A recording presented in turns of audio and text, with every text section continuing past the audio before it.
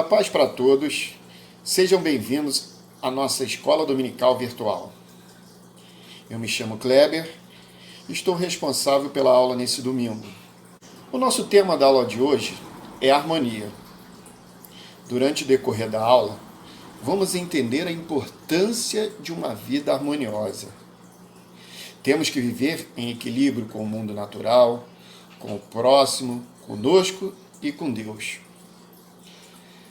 Sem mais delongas, vamos orar pedindo a Deus que nos abençoe nesta aula.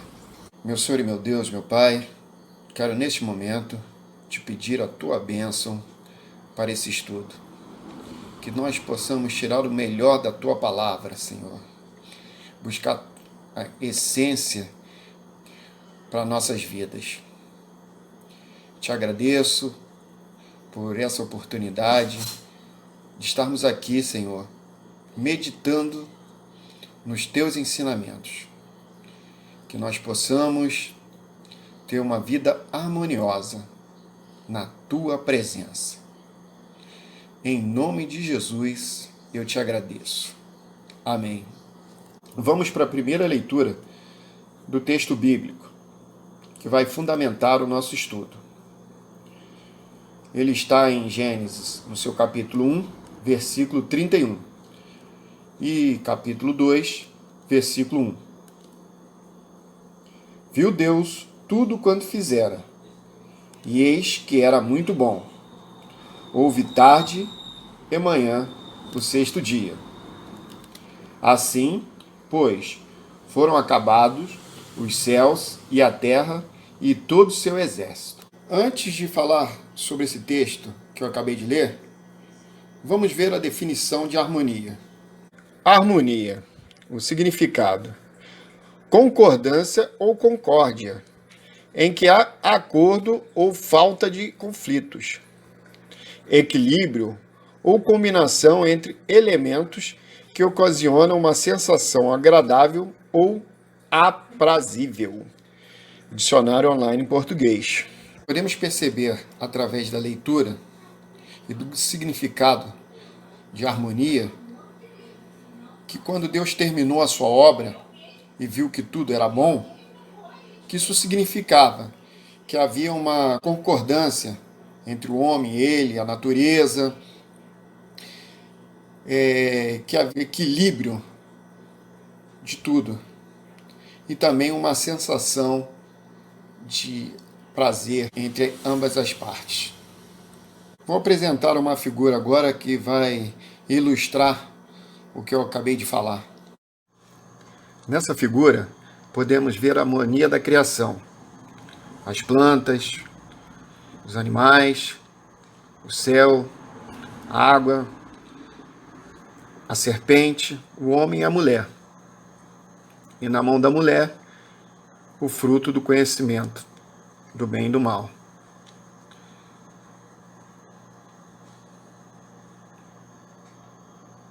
A obra harmoniosa que nós acabamos de ver durou algum tempo, não sabemos precisar porque a Bíblia não relata. O homem foi criado, colocado no jardim do Éden para lavrar e guardar, até o momento em que ele toma uma decisão e estraga toda a obra que Deus tinha feito. Vamos ver nos textos a respeito desses fatos. Gênesis 2, 15 e 17 nos afirma: E tomou o Senhor Deus o homem e o pôs no jardim do Éden para o lavrar e o guardar. E ordenou o Senhor Deus ao homem, dizendo: De toda árvore do jardim comerás livremente, mas da árvore do conhecimento do bem e do mal, dela não comerás, porque no dia em que delas comeres, certamente morrerás. Então Deus dá uma ordem para o homem e ele precisava cumprir essa ordem, né, essa determinação. Logo em seguida, nós vemos que o homem ele se depara com a serpente, se depara com Satanás. E ele impõe outro pensamento. Diz o seguinte: ora, a serpente era mais astuta do que todos os animais do campo que o Senhor Deus tinha feito. E esta disse à mulher: é assim que Deus disse: não comereis de toda a árvore do jardim? E disse a mulher, a serpente: do fruto das árvores do jardim comeremos, mas do fruto da árvore que está no meio do jardim, disse Deus: não comereis dele, nem nele tocareis, para que não morrais. Então a serpente disse à mulher: certamente não morrereis, porque Deus sabe que no dia em que dele comerdes, se abrirão os vossos olhos, e sereis como Deus, sabendo o bem e o mal.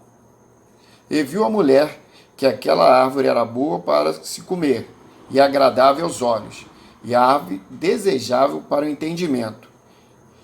Tomou o seu fruto e comeu, e deu também ao seu marido, e ele comeu com ela. A leitura desses dois textos mostra que após Deus ter colocado um homem no jardim do Éden, determinado funções e limites, colocado limites, ele se ausentou, deixou o homem à vontade, e num desses determinados momentos, Satanás vem e coloca no homem e na mulher um novo pensamento. Diz que se eles comessem o fruto do conhecimento, eles se tornariam igual a Deus. Esse pensamento, no livro de Ezequiel, no livro de Isaías, mostra que é o pensamento de Satanás. Quando ele caiu, ele usava por esse pensamento. Ele foi destituído do céu por causa desse pensamento. E aí a mulher e o homem, sabendo que Deus tinha falado do limite que Deus tinha colocado, sabendo que se eles comessem do fruto do conhecimento, eles sofreriam consequências, mesmo assim, tomaram a decisão por desobedecerem a Deus. E neste momento, a harmonia que existia da criação acabou. Aí gera uma situação de quê? Desarmonia. O contrário das coisas boas que Deus tinha feito. Desobediência, pecado. O ser humano está em desarmonia, em profunda contradição com o mundo natural, com a natureza, com o seu próximo, consigo mesmo e com Deus. Ao ser criado por Deus, entretanto, ele era a própria imagem do seu Criador. Gênesis 2, 7, 17. Deus lhe deu liberdade, autoridade e fixou um limite que deveria ser obedecido. Seguir a Cristo. Manual do Discipulado, página 10. Para o entendimento ocorrido, eu gostaria de citar uma palavra de Jesus para ilustrar o que houve ali no Jardim do Éden. Então, achei propício essa palavra, porque ela vai abranger o início do nosso estudo, o meio do nosso estudo e o final do nosso estudo. A palavra está em Mateus 13, 14 e 30 versículos, né? E Mateus 13, 36, 43. Propôs-lhes outra palavra, dizendo: o reino dos céus é semelhante ao homem que semeia a boa semente no seu campo. Mas dormindo os homens, veio o inimigo e semeou o joio no meio do trigo e retirou-se. E quando a erva cresceu e frutificou, apareceu também o joio. E os servos do pai de família, indo ter com ele, disseram: Senhor, não semeaste tu no teu campo boa semente? Por que tem então o joio? E ele disse: O inimigo é quem fez isso. E os servos lhe disseram: Queres, pois, que vamos arrancá-lo? Ele, porém, disse-lhes: Não, para que, ao colher o joio, não arranqueis também o trigo com ele. Deixai crescer ambos juntos até a ceifa. E por ocasião da ceifa, direi aos ceifadores: colhei primeiro o joio e atai em molhos para que queimar, mas o trigo junte-o no seu celeiro. Mais à frente, o texto continua. Então, tendo despedido da multidão, foi Jesus para casa. E chegando ao pé dele os seus discípulos, dizendo: Explica-nos a parábola do joio do campo. E ele, respondendo, disse-lhe: O que semeia boa semente é o Filho do homem. O campo é o mundo, e a boa semente são os filhos dos reinos. E os joios são os filhos do maligno. O inimigo que semeou é o diabo. E a ceifa é o fim do mundo. O ceifeiro são os anjos. Assim como o joio é colhido e queimado no fogo, assim será a consumação deste mundo. Mandará o Filho do homem os seus anjos, e eles colherão o seu reino tudo o que causar escândalo, e os que cometem iniquidade. E o lançarão na fornalha de fogo. Ali haverá pranto e rangeres de dentes. Então os justos resplandecerão como o sol no reino do seu Pai. Quem tem ouvidos para ouvir, ouçam. O que eu acabei de ler agora se encontra no Novo Testamento, um fato ocorrido muito depois da criação. O contexto também, que foi falado, era outro. Mas nós podemos enquadrar o que Jesus falou lá no Jardim do Éden. Deus criou, né, a obra, foi fazer alguma coisa, não estava junto com o homem estava sozinho, veio Satanás e plantou outra semente, plantou outra ideologia. E a partir daí, o joio e o trigo cresceram junto. Se olhar a história da humanidade, Deus não acabou com o mundo ali, destruiu tudo e fez de novo. Deixou a história continuar. E essas duas correntes, o pensamento de Deus e o pensamento do inimigo, foram percorrendo pela humanidade. Deus dando ordens, ensinamentos para proteger o homem, e Satanás suas ideias para afastar o homem de Deus. Então, esses são fatos que direcionam a humanidade desde a sua origem, quebrando a harmonia de Deus com os homens. A linha do tempo bíblica mostra os principais fatos ocorridos na história do povo de Deus, desde o dia dos patriarcas, do princípio, lá quando passou pelo Egito, fim de Judá, vida de Jesus, o Império Romano, a Reforma Protestante, vem vindo até chegar nos dias de hoje, 2020. E a gente analisando cada tempo ali, um período, vamos pegar aqui, por exemplo, a história vamos dizer assim, do Egito, lá de Êxodo. Então a gente viu que o povo entrou lá para fugir da fome, foi ficando, aí pegou as instruções que ocorriam com o povo egípcio, foram se afastando de Deus e acabaram cativeiros. Então, esses fatos, esses ensinamentos, quando você se afasta de Deus e começa a ouvir mais o mundo, gera problema para a vida, igual nos dias de hoje.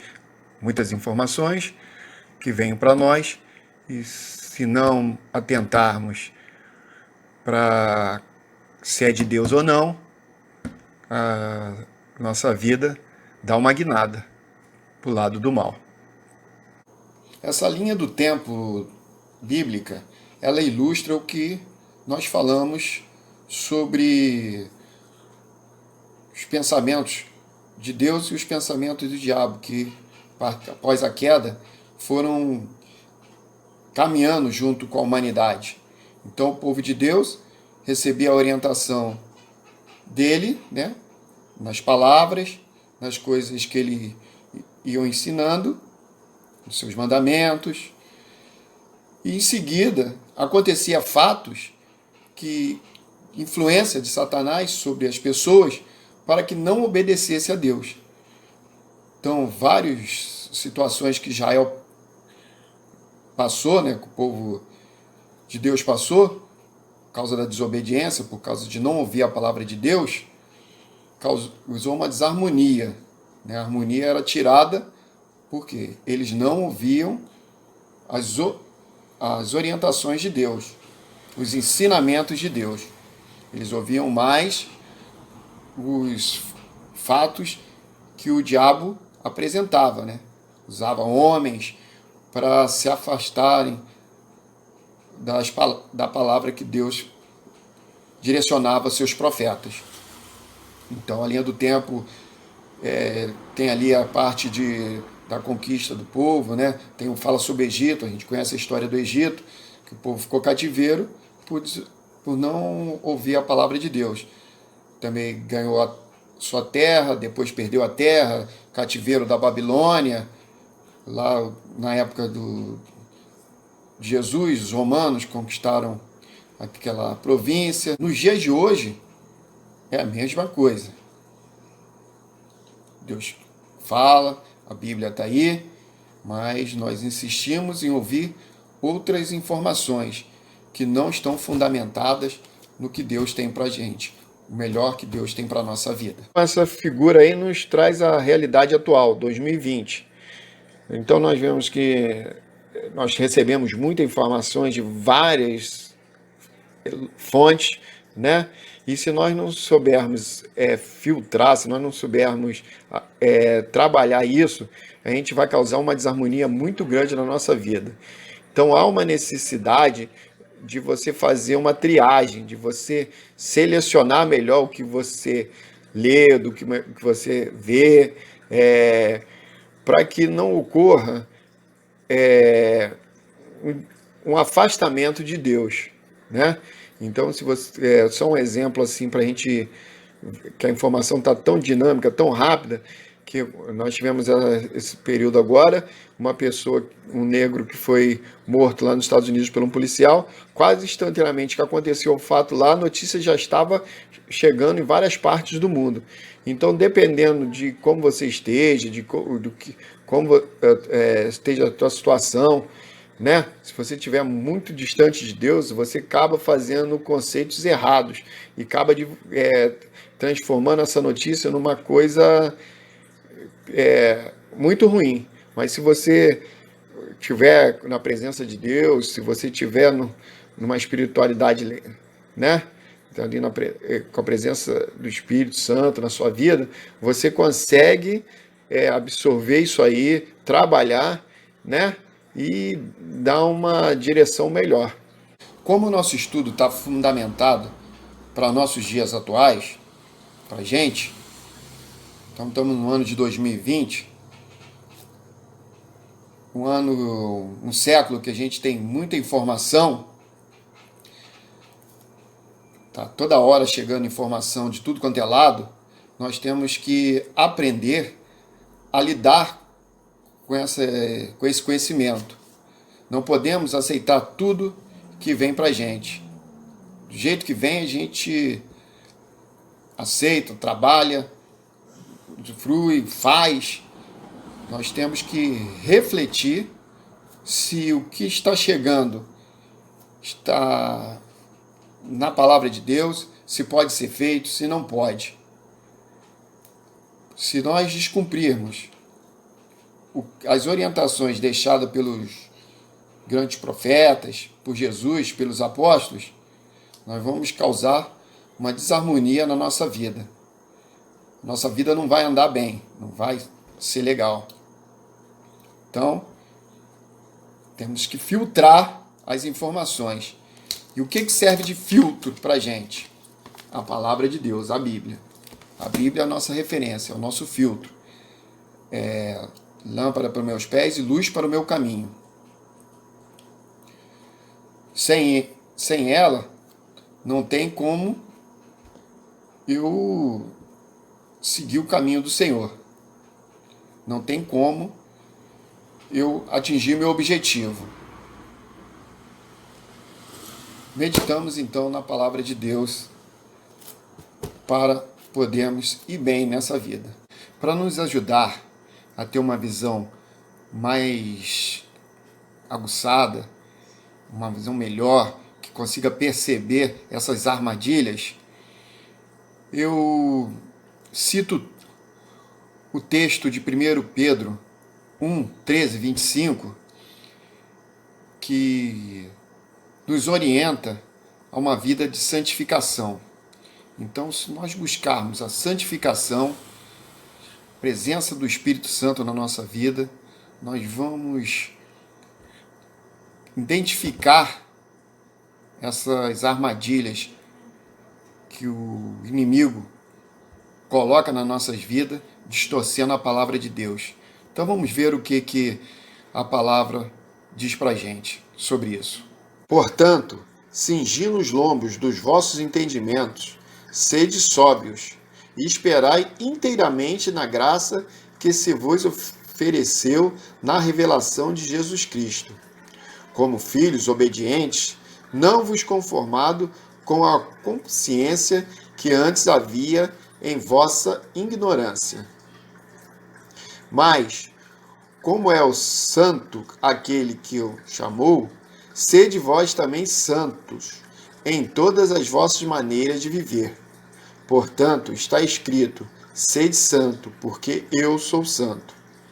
E se invocais por Pai aquele que, sem acepção de pessoa, julga segundo a obra de cada um, andai em temor durante o tempo da vossa peregrinação, sabendo que não foi com coisas corruptíveis, como prata ou ouro, que foste resgatado da vossa vã maneira de viver, que por tradição recebeste dos vossos pais, mas com o precioso sangue de Cristo, como de um cordeiro imaculado, incontaminado, o qual, na verdade, em outro tempo foi conhecido, ainda antes da fundação do mundo, mas manifesto nestes últimos tempos por amor de vós. E por ele credes em Deus, que o ressuscitou dentre os mortos. Ele deu glória, para que a vossa fé e esperança estivessem em Deus, purificando as vossas almas pelo espírito da obediência à verdade, para o amor fraternal, não fingido. Amai-vos ardentemente uns aos outros, com um coração puro, sendo de novo agrados, não de semente corruptível, mas de incorruptível, pela palavra de Deus, viva e que permanece para sempre. Porque toda a carne é como a erva, e toda a glória do homem é como a flor da erva. Secou-se a erva e caiu a sua flor. Mas a palavra do Senhor permanece para sempre, e é esta palavra que entre nós foi evangelizada. Então, 1 Pedro 1, 13 a 25. Aqui nós vemos um exemplo, né, que eu trouxe aqui para a gente gravar bem a santificação. Então, a santificação é mais ou menos você pega a palavra de Deus, né, traz para a sua vida, faz uma purificação, faz uma limpeza do seu modo de viver, né? Aquela água que tinha impureza, tua vida que era meio conturbada, passa a ficar mais limpinha, mais reta, né? Então a gente pega as informações, né, que chegam, a gente analisa à luz da Bíblia, olhando aqui, pega a Bíblia, ó, isso aqui pode, isso aqui não pode, isso aqui convém, isso aqui não convém. E aí a gente, depois que tiver esse filtro, essa filtragem, a nossa vida começa a ter uma harmonia, a gente começa a estar mais próximo de Deus, começa a ouvir os ensinamentos de Deus, começa a ouvir as suas determinações e cumprir, né? Não adianta só ouvir e aprender, temos que cumprir também essas determinações, aí a nossa vida começa a ficar bem harmônica, né? Gera uma harmonia legal. Aqui eu peguei as doutrinas metodistas, né? Fui lá no site www.metodista.org.br/doutrina metodista, né? E peguei os ensinos que falam lá, tem vários itens lá, mas eu peguei esses dois que são relacionados com o nosso estudo. Então diz aqui, ó, santificação. Para Wesley, a santificação ou perfeição cristã não é um estado de ser humano, pois não há perfeição na Terra, mas um processo de constante crescimento. O ser humano tem sempre a necessidade de crescer em graça e avançar diariamente no conhecimento e no amor de Deus. Sermões de Wesley, volume 2, página 286. Esse crescimento só é possível por meio do Espírito Santo, que age em nós, conduzindo um processo que se inicia com a fé em Jesus Cristo, o perdão dos pecados e a regeneração de nossa vida. O Espírito Santo santifica a nossa vontade de tal maneira que passamos a escolher o bem e dizer não ao mal e ao pecado. O resultado desse processo de santificação se traduz em obras que buscam implantar a santidade na terra, unindo o cristão aos seus irmãos e irmãs. Outro item é o evangelho social. Espalhar a santidade bíblica por toda a terra era um dos lemas de John Wesley. Assim, a doutrina da santificação wesleyana incluiu dois movimentos que devem estar integrados: os atos de piedade e os atos de misericórdia. Atos de piedade são os atos que levam ao crescimento espiritual, a leitura da Bíblia, a oração e jejum, etc. Atos de misericórdia são os atos em favor do próximo, as ações em favor da promoção da vida e da justiça social. Para Wesley, não há santidade sem a conjugação adequada desses dois aspectos. Segundo ele, a santificação se concretiza na interação humana, enquanto a justificação pressupõe um ato de fé pessoal. A santificação pressupõe a existência do outro, do próximo, tanto no nível comunitário, eclesiástico, como na esfera pública. Na tradição wesleyana, ninguém se santifica sozinho, pois a santificação é sociocomunitária. Né? No entendimento de Wesley, não há santidade que não seja santidade social. Reduzir o cristianismo tão somente uma expressão solitária é destruí-lo. Como eu li aí das doutrinas metodistas, ele mostra sobre santificação, ele realça sobre a santificação, sobre trabalhar junto com o próximo. Então, ele só reafirma aquilo que os apóstolos falaram, aquilo que Jesus falou, o que os profetas ensinaram.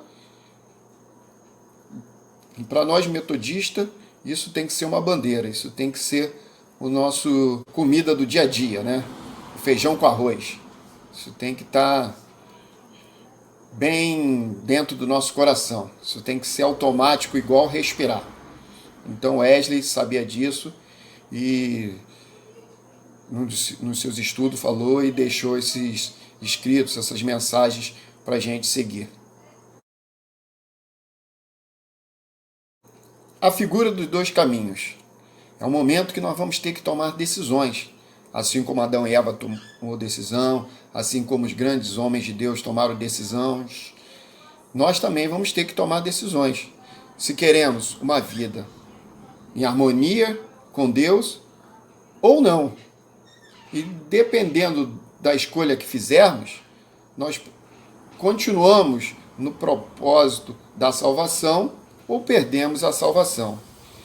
Então, na hora que formos escolher o caminho que devemos seguir, precisamos estar fundamentado na palavra de Deus. Precisamos